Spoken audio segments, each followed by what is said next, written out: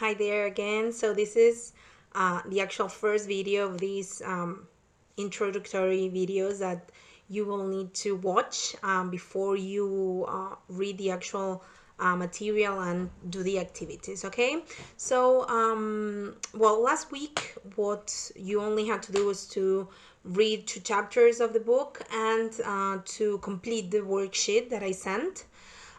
So we will try to go over this new period in English and British history, which is England in the 1600s. Okay, so I included 2 pictures, or 1 picture with 2 people in it, that I think basically characterize this era. Okay, the first one, as you see, is, you know him, Henry VIII of England, Henry Tudor, and the other one is James the First. Okay, James the First of England and the fourth of Scotland, and who was basically the first Stuart king. So we see these 2 big families here characterizing this period in time, the Tudor family and the Stuart family. Okay, so as you read last week, you read about Elizabeth and England and the progress the nation made back then,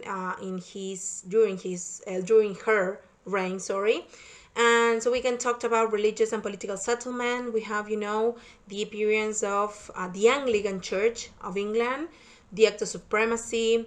We have a growing economy. Okay, we have also a growing international reputation, which for Elizabeth was really important, and basically one of the reasons why she never got married, because her marriage meant, sealing, a contract, signing a contract of political diplomacy that she was not, let's say, not capable, but she was not really happy about that. She did not agree with the fact that she had to marry to, establish some kind of agreement between nations, in this case Spain or France, which were the most powerful ones in the European continent back then. Okay, so as you can see here,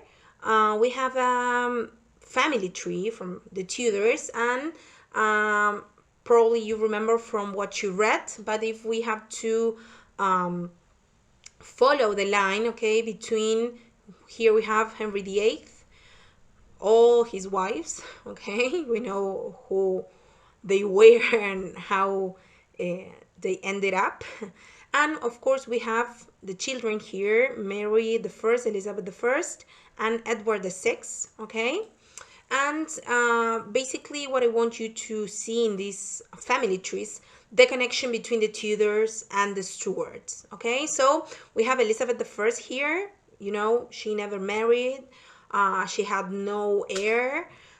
So when she died, of course, the big topic in English and British history is who is going to succeed her. Okay, as an heir with no children, who is going to be the one sitting on the throne. Okay, and we have to go to this part of the family tree. So we have Henry the Seventh and Elizabeth of York. Remember the houses uniting after the War of the Roses. And we have here Margaret, one of their daughters. Okay, so Margaret was the sister of Henry VIII, and we can see all these lineage of international marriages to secure political favors and international diplomacy.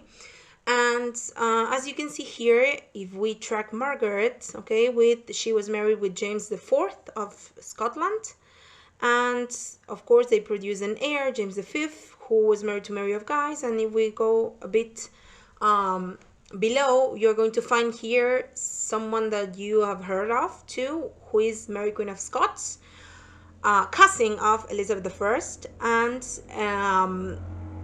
her kind of nemesis, because she was like the actual counter figure yes, from the English and the Scottish side. Okay, so Mary, Queen of Scots, she had like a rough life. She was intended to be Queen of England, as you remember, and she married Sir Darnley, and they had James the First. Okay, he was the sixth of Scotland and the first of England. So what happened when Elizabeth died without an heir? Of course, nobody wanted to go back to Mary the First times. Remember Bloody Mary?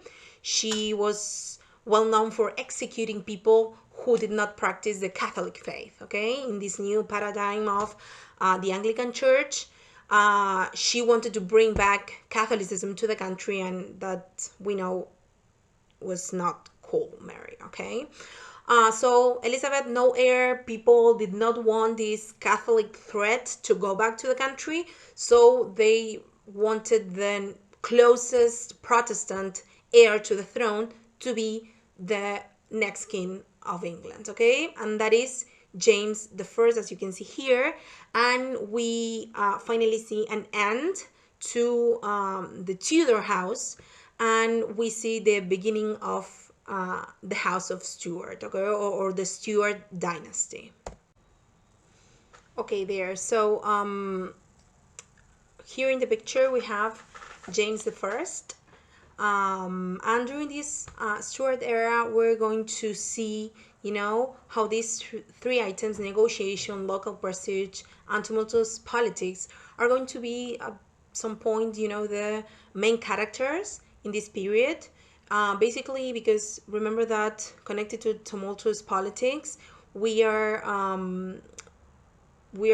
seeing here the consequences or the outcome of this new religious change, the Catholics, the Protestants, the Anglican Church. So religious, remember, it was highly connected to politics and to political life. So it's actually religion is going to be highly connected to this. Okay, negotiation also locally in within the nation and the other countries, like Scotland and Ireland, is going to be really important, but also negotiation with other nations. And this coming back to this whole diplomacy stuff that Elizabeth was so responsible for. Okay, so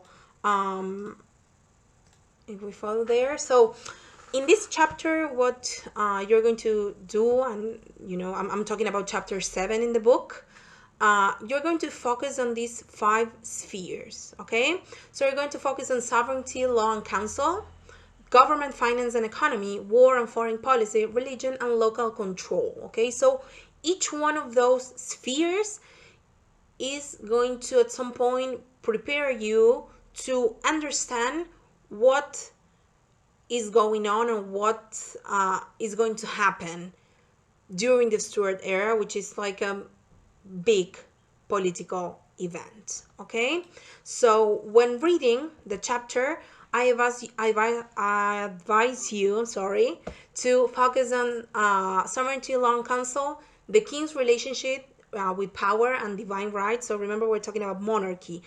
Monarchs, even nowadays, Elizabeth II, they believe that they are the representatives of God on earth and they have to rule the country in their name. Okay, and the people, of course. We're talking about democracies, not democracies, but constitutional monarchies. Okay, you also have to focus on parliament intervention. Okay, so how important was parliament back then?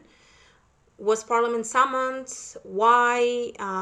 For how long? How many times? In how many years? Okay, so this is something really important. And also political flexibility. Remember, as I told you, politics and religion are highly connected. Okay, so it's not the same if you're a Catholic and you want to sit in parliament that if you're a Protestant and want to sit in parliament, or you want to be part of, the king's cabinet. Okay, as regard government, finance and economy, you're going to focus on the cost of James' court. Okay, so remember, they have advisors, they have counselors, they have people working for him, and that costs a lot of money, living as a king, it's not cheap at all. We know that, okay?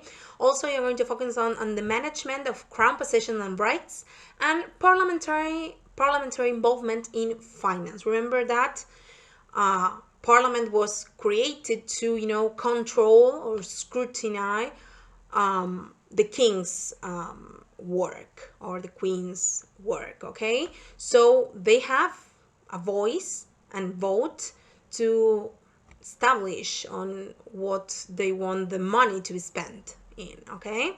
So you're going to focus on that. As regards foreign policy and war, you're going to focus on the relation with Spain, diplomatic marriage, again, as in Elizabethan times, and international reputation, okay? As regards religions, you're going to focus, and you're going to have another activity on this, on the anti-Catholic sentiment, Presbyterian, Puritans, and other faiths and movements that started, started to be more, popular at this time, and Scotland and Ireland's religious practices, which is really important because they are not 100% part of the Anglican Church, okay? So one more, okay? So we have also the personal rule and the local authority. This is something you'll need to focus on, the personal rule, and we are moving from James I to Charles I, who is going to catch our attention next week because of what he did and how he ended up, okay? So you're going to focus on Charles I, the personal rule. In Scotland, you're going to read as well about the Bishops' War, long parliament, and parliamentarian role, okay? Yes? So as to finish with this video, you're going to read chapter 7, that it's called The Early Stuarts and the Three Kingdoms, 1603, 1642. And you're going to complete the worksheet that it's uploaded in Moodle. Remember, week 2, there you have the worksheet. And you're also going to watch the videos about the gunpowder plot. And you're going to complete the activities also uploaded in Moodle. Okay, so you have 2 activities there, quiz 1 and quiz 2. You're going to watch the videos, they are on YouTube. And you're going to, the first part is question and answer activity, and the second part is listening activity, okay? So you're going to listen to the videos. There are 2 videos, they're really short, and you're going to complete the activity below that you are going to find in Moodle, okay? Remember, it's the assessment, it's like an automatic thing in Moodle. I'm working on understanding how it works, so it's not an actual grade for you, okay? So we're just beginning with the year. It's a really special beginning, so don't worry about that. It's just an activity, okay? So don't take it as it's going to be part of your final grade, okay? It's just an activity, okay? So this is this is the end of the video. I hope I was clear enough for you to understand. And remember that if you have any questions or doubts, you can always email me. You can leave a comment. I always wanted to say that. You can leave a comment in below here, or question, comment. If you and your classmates have something to say, you can do it there, okay? So I'll see you in the next video.